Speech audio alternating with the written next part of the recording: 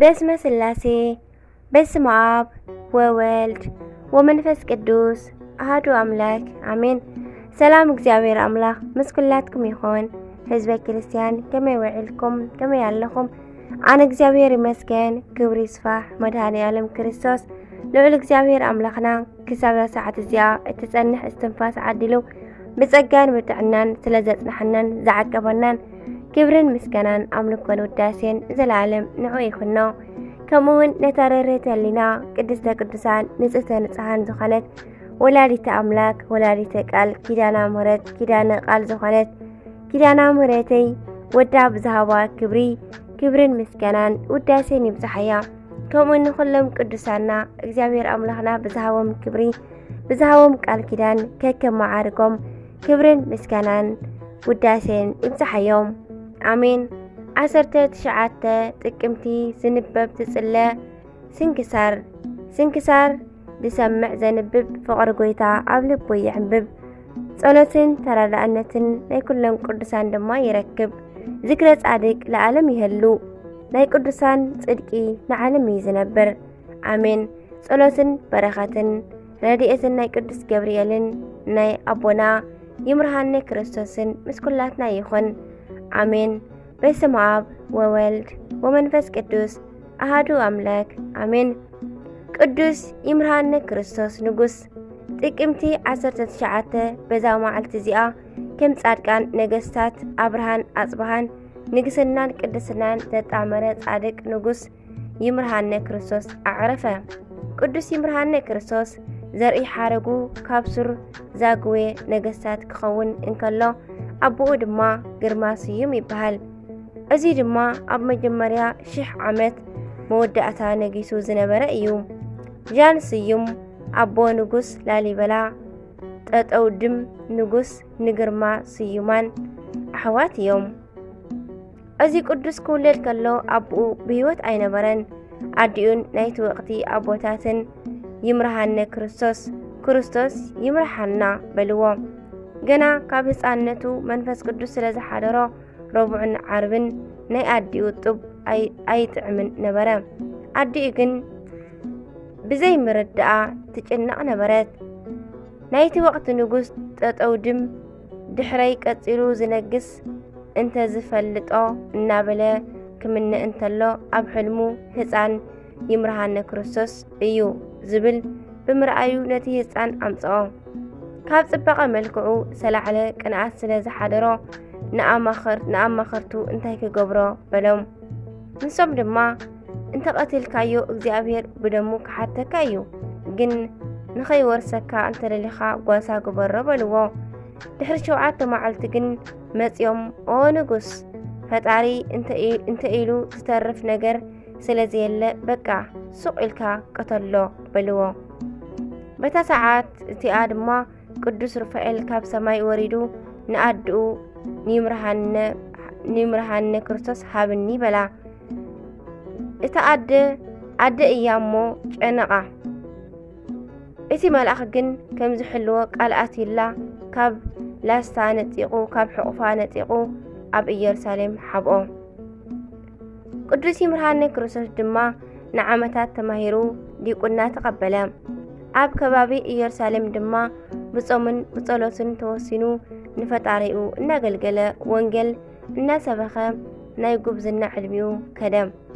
ሓደ መዓልቲ ግን መድኃኒና ተገሊጹ ፍትወይ ይምርሃነ ክርስቶስ ሰበይቲ ተመርዒኻ ቅሽና ተቐቢልካ ኣገልግለኒ በሎ። እዚ ቅዱስ ነዚ ምስ ሰምዐ ሓዚኑ ጎይታይ ናተይ ፈቓድስ ብድንግልና ከገልግለካ እየ ዝደሊ በሎ። ጎይታና ድማ ግዲ የብልካን ኩሉ ኣይተርፈካን እዩ ኢሉ ናብ ሓንቲ ህዝባ ትበሃል ቅንዕቲ እስራኤላዊት ኣመልከቶ። ቅዱስ ይምርሃነ ድማ ንቅድስቲ ህዝባ ብተኽሊል ተመርዒዩ ቅሽና ተቐበለ። ግሩም ዘብሎ ግን ክልቲኦም ቅዱሳን ንልዕሊ 40 ዓመታት ኣብ ሓዳር ብድንግልና ምንባሮም እዩ። ንዝኣምን ኩሉ ይከኣሎ ከም ዝብል ቅዱስ መጽሓፍ እዞም ቅዱሳን ሽዑ ንኣገልግሎት ናብ ግብፂ ወረዱ።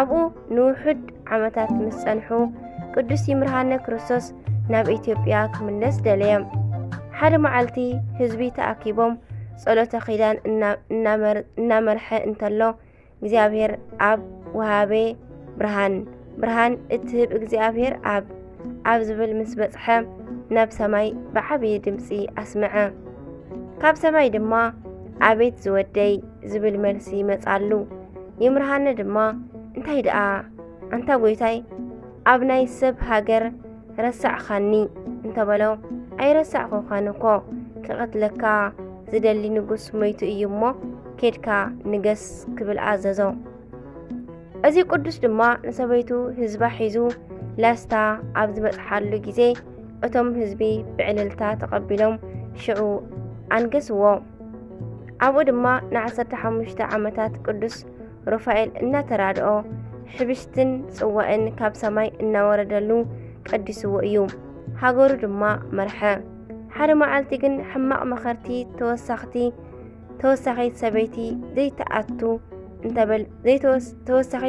ዘይተእቱ እንተበልዎ ተቆጥዖም ድሕሪኡ ድማ ንምንታይ ተቆጣዕኹ ኢሉ ሓዘና ስለዚ ሓሳቡ ድማ ሰማያዊ ህያቡ ተቋረጾ እናበኸየ ንጎይታ እንተተማሕፀነ ጎይታና ስለዚ ሓሰቦ ክፉእ ሓሳብ ንምንታይ ተቆጣዕኹ ማለቱ ናብ ምኽሮም ምዝምባሉ የርኢ ስለ ዝነበረ ይቕረ ኢለልካ ኣለኹ ነገር ግን ኣነ ናይ ዘርእየካ ቦታ እንተዘይከድካ ካልኣይ ጊዜ ኣይወርደልካን እዩ በሎ እዚ ቅዱስ ንግዚኡ ቁርብ እኳ እንተተኸራኸረ እሺ ኢሉ ብናይ ቅዱስ ሩፋኤል መሪሕነት ሎሚ ናብ እንፈልጦ ኣከባቢ ከደም ኣብኡ ድማ ንኣራዊት ብጸሎቱ ኣድኪሙ ንገበርቲ ስራይ ምሂሩ ነቶም ህዝቢ ድማ ኣእሚኑ ኣጥመቖም ጎይታና ድማ ካብ ኢየሩሳሌም ብደመና እናጸዓንካ ኣብ ልዕሊ እዚ ማይ ቤት ስራሓለይ ወሎ ቅዱስ ይምርሃነ ድማ መስከረም 13 መዓልቲ ኣብ በዓለ ባስልዮስ ጀሚሩ ሰኔ 20 ኣብ በዓለ ህንጸታ ፈጺሙ ንታቦተ ገብርኤል ሰኔ 21 ቀደሶ ቅዱስ ይምርሃነ ክርስቶስ ግን ኣብታ ቦታ እናቀደሰ ን25 ዓመታት ሃገር ኣመሓደረ ሓደ ጊዜ ግን ቅዱስ ሩፋኤል ነዚ ንጉስ ካብ ሰማይ ሕብስትን ጽዋእን ከውርደሉ ከሎ ሓደ ባሕታዊ ርእዩ ንምንታይ ኢሉ ተቆጥዐ እቲ መልአኽ ግን ናይዚ ንጉስ ክብሪ ነጊርዎ እናዞርካ ስበኽ በሎ በዚ ናይዚ ባሕታዊ ስብከት ድማ ካብ መላእ ዓለም ብዙሓት ኣሽሓት ሰባት መጺኦም ንቅዱስ ይምርሃነ ክርስቶስ ቀዲስካ ኣቁርበልና ኢሎም ለመንዎ እዚ ቅዱስ ድማ ከቕርቦም እንተሎ ጊዜ ብምምሳዩ ንፀሓይ ኣቆማ ቅዱስ ይምርሃነ ክርስቶስ ከምዚ ብዝበለ ጣዕመ ህይወት ነቢሩ ን40 ዓመታት ብንግስና ኣመሓዲሩ ጥቅምቲ 19 ኣዕሪፉ ተቐብረ ጎይታና ድማ ዝኽርኻ ዝገበረ ቤተ ክርስቲያንካ ዝተሳለመ ክምሕለልካ እየ ኢሉ ቃል ኪዳን ኣትወሉ ረድኤት በረኸቱ ምስ ኩላትና ደቂ ተዋህዶ ይኹን ኣሜን ኣርኬ ሰላም ለይምርሃነ ዘዓመተ ምህረት አሙ በቅብአ ክህነት ወንግስ ዘአባላቲሁ ተሃትሙ እስከ ብዙሃን ህዝብ እመንከራቲሁ ተደሙ መንገለ ተክእወ ወነጥበ ደሙ በቁለ ወይን ዘመንክር ጣዕሙ አሜን በረኻቱ ይሕደረና ቅዱስ በርተሎሜዎስ ሰማዕት አብኡ እውን በዛ መዓልቲ እዚኣ ሰማዕት ቅዱስ በርተሎሜዎስን ሰበይቱን ኣብ ዘመነ ዓላዊ ዲዮቅልጥያኖስ በሰማዕትነት ዓዕረፉ እዚ ቅዱስ ሰማዕት ካብ ግብፂ ምዕራባዊ ክፍሊ ፊዩም ካብ ዝበሃል ሃገር ዝተረኽበ ሰማዕት እዩ እዚ ድማ ኣብ ዘመነ ከሓዲ ዲዮቅልጥያኖስ ምስ ሰበይቱ በሰማዕትነት ዝተቐትለ እዩ ኣብዚ ዘመን ዝነበረ ከሓዲ ንጉስ ዲዮቅልጥያኖስ ስለዝነበረ ደም ክርስቲያን ከማይ የፍስሶ ነበረ እሞ እዚ ቅዱስ በርተሎሜዎስን ሰበይቱን ክርስቲያን ምዃኖም ጥራይ ከም ወንጀል ተቆፂሩሎም ተተሒዞም ኣብ ናይ ፍርዲ ኣደባባይ ቆሙ ንሳቶም ድማ ኣብ ቅድሚ እቲ ከሓዲ ንጉስ ቀሪቦም ክርስቲያን ምዃኖም ብድፍረት መስከሩ። እቲ መኮንን ድማ ሰብኣይን ሰበይትን ብሂወት ከለው ዓሚቕ ጉድጓድ ኣኹዒቶም ኣብ ውሽጡ ክስንደው ኣዘዘ።